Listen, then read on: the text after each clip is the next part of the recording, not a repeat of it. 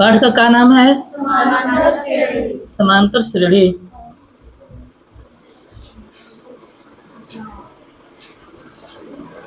ठीक, इसको इंग्लिश में बोलते हैं अरिथमेटिक और प्रोग्रेस। Arithmetic progression. श्रेणी किसे कहते हैं? बोले वैसे अनुक्रम जो निश्चित पद्धति का वैसे अनुक्रम जो निश्चित पद्धति का वैसे अनुक्रम जो निश्चित पद्धति का अनुपालन करते हैं जो निश्चित पद्धति का अनुपालन करते हैं उसे श्रेणी कहते हैं। जो निश्चित पद्धति का पालन करते हैं उसे श्रेणी कहते हैं। श्रेणी के 3 प्रकार होते हैं। श्रेणी के 3 प्रकार होते हैं। पहला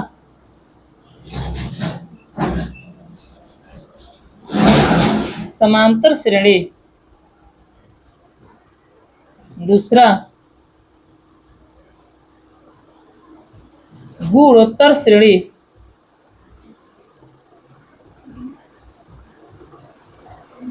तीसरा हरात्मक श्रेणी।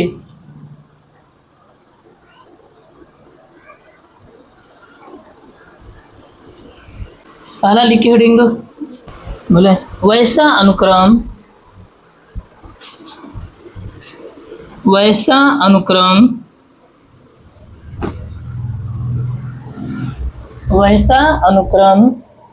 जिसमें प्रत्येक पद अपने पद में एक निश्चित संख्या जुड़ने पर प्राप्त होता है उसे समांतर श्रेणी कहते हैं। श्रेणी को दीर्घ चिन्ह कर समांतर श्रेणी को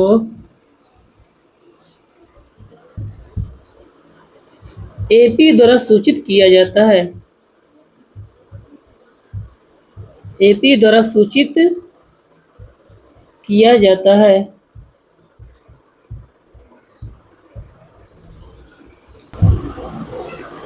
लिखने से दो पदों के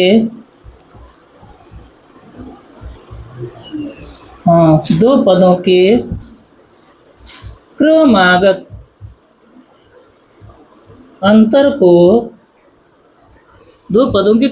अंतर को सार्व अंतर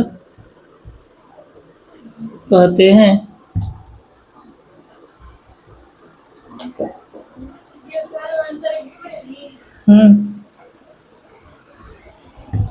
सार्व अंतर को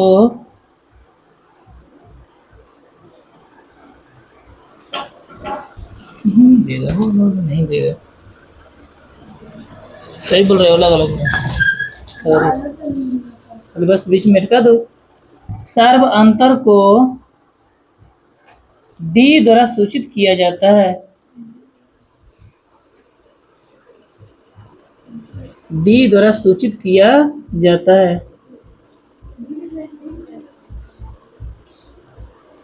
डी द्वारा सूचित किया जाता है। सार्व अंतर बराबर दूसरा पद माइनस पहला पद, या डी बराबर T2 माइनस T1। लिख के डैश करो।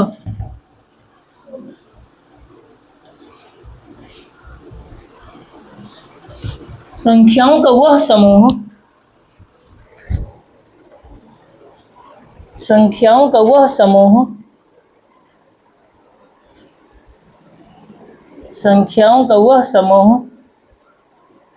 जो एक निश्चित क्रम में जुड़े रहते हैं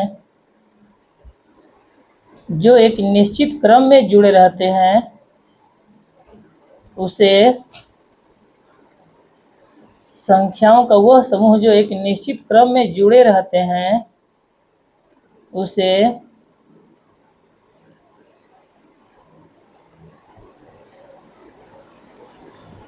अनुक्रम कहते हैं। उसे अनुक्रम कहते हैं।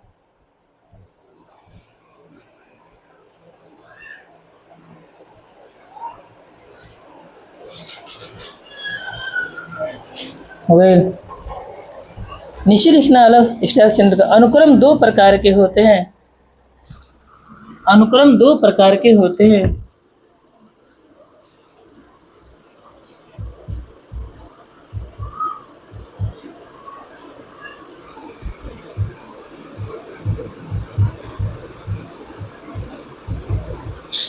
अनुक्रम दो प्रकार के होते हैं। पहला परिमित अनुक्रम,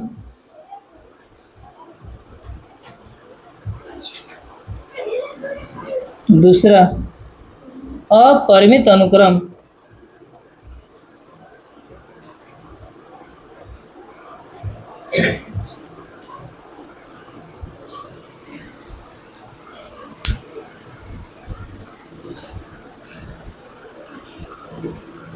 पहला हेडिंग दो।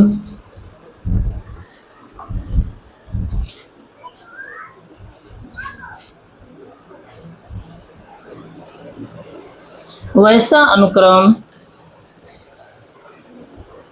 जिसमें पदों की संख्या, वैसा अनुक्रम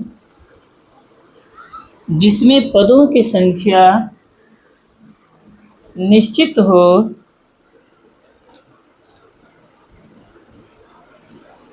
वैसा अनुक्रम जिसमें पदों की संख्या निश्चित हो, उसे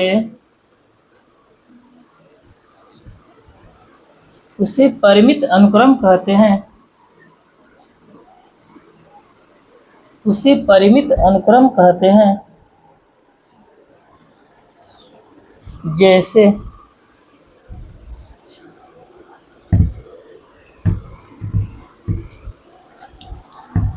में लिखना है, यानी वैसा ये अनुक्रम है जिसमें पद निश्चित होंगे। पद निश्चित कितने होंगे? तो लिखा रहेगा 2, यहाँ पर एपी पहले लिखा रहेगा, एपी 2 4 6 डॉट डॉट 100 लिख दिया या तो 50 लिख दिया, ठीक है।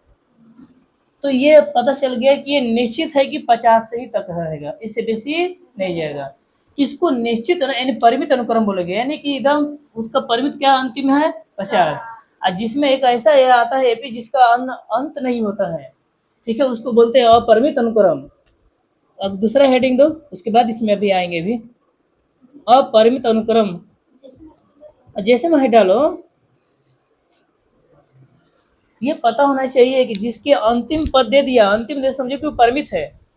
अगर अंतिम में नहीं दिया तो समझो कि वो अपरिमित, यानी परिमित नहीं बल्कि अपरिमित है, क्योंकि अंतिम पद होने चाहिए।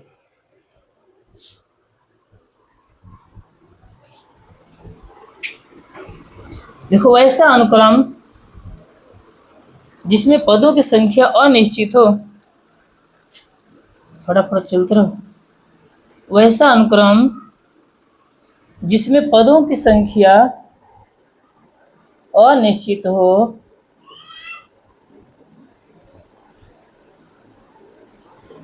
जिसमें पदों की संख्या अनिश्चित हो, उसे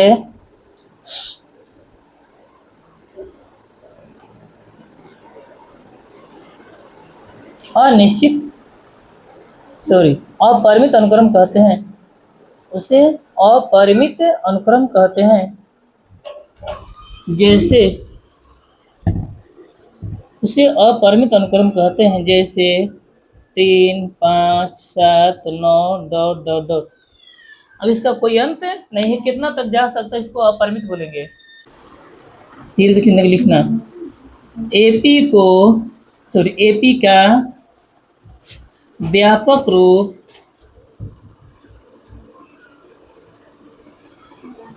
ए plus d a plus 2D a plus 3D dot dot. होता है। अब जितना तक जाना उतना तक होता है, ठीक है ना। एपी के एपी को ऐसे एपी को सॉरी तो एपी के nवां पद को टी एन या ए एन द्वारा सूचित किया जाता है।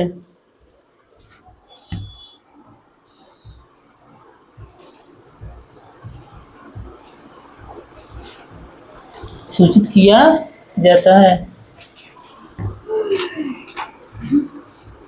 एपी का nवां पद बराबर a plus n minus one कोष्ठबंध डी। चलते रहो, मिटा देंगे इसको अब हम। देखो यह टी एन बराबर भी सूत्र वही होता है a plus n minus one कोष्ठबंध डी। ऐसा नहीं कि वो अलग है ये अलग है, दोनों सेम है। और सार्वंतर बराबर लिखे क्या T two minus T one, या दूसरा पद माइनस पहला पद। अब लिखते इसको अंतिम पद से nवां पद, अंतिम पद से nवां पद l minus n minus one कोष्ठबंध डी। ठीक, एन पदों का योग, एन पदों का योग, यह एस एन पूछेगा, ठीक है ना। तो एन बटा के टू बड़ा कोष्ठ टू ए प्लस छोटा कोष्ठ एन माइनस वन कोष्ठ बंद डी, नहीं बड़ा कोष्ठ से बंद रहेगा।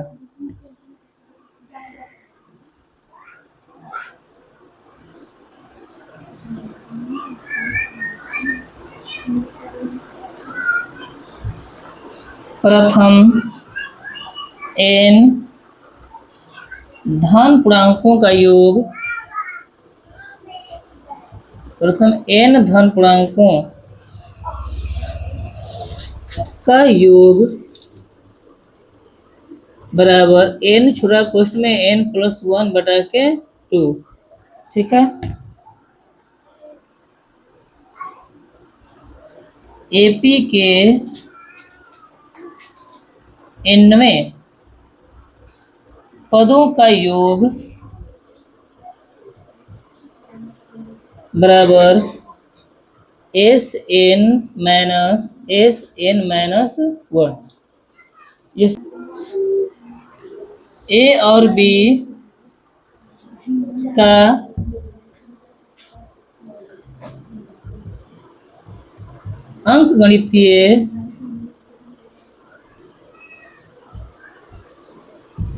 अंकगणितीय माध्य बराबर ए प्लस बी बटा के टू, ठीक है। फिर आगे एपी की तीन संख्याएं, ठीक कर दीजिए। एपी की तीन संख्याएं है ए minus D, a plus D होता है।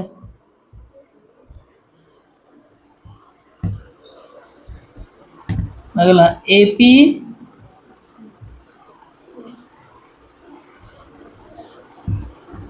एपी की चार संख्याएं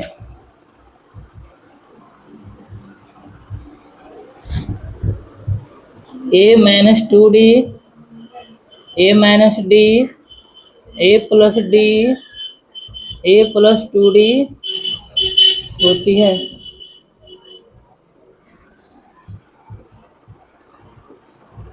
एपी की पांच संख्याएं क्रमशः करो संख्या बस कर छोड़ दो। ए माइनस टू डी,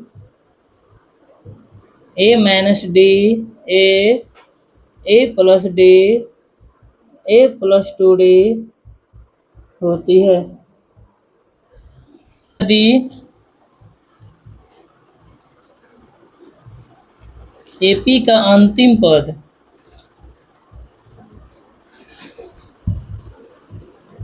L दिया हो तो SN बराबर n/2 छोटा कोष्ठ में A+L 5, 10, 15 डॉट डॉट ऐसे दिया रहेगा। ठीक, इसमें पूछ दिया है कि प्रथम पद का मान कितना होगा और सार्व अंतर का मान कितना होगा।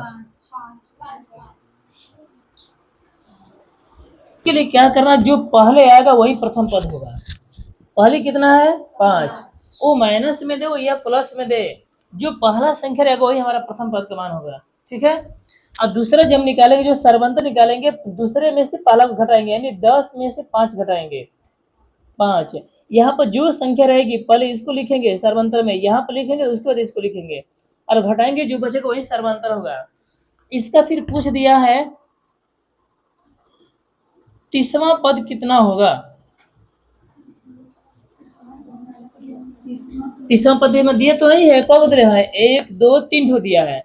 बोल रहा है कि जब पहला पर 5 है, दूसरा पर 10 है, तीसरा पर 15 है, तो तीसरा पर क्या आएगा, 30 नंबर पर क्या आएगा इसमें।